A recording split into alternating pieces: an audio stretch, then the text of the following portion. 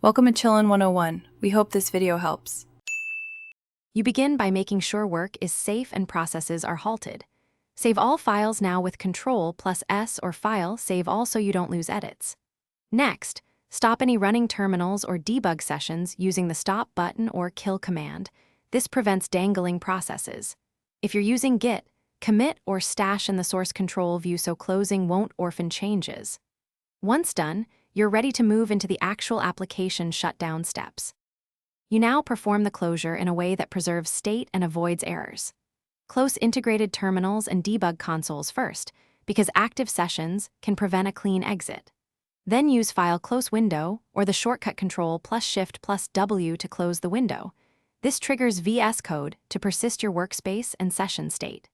If extensions prompt dialogues or block closing, disable or temporarily close them via the Extensions view. Make sure to confirm any prompts about unsaved changes before the final step.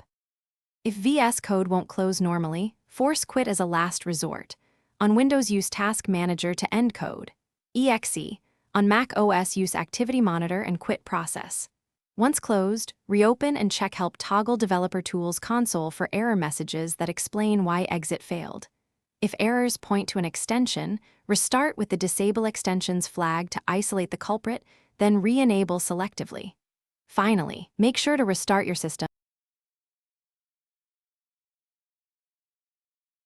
Thanks for watching.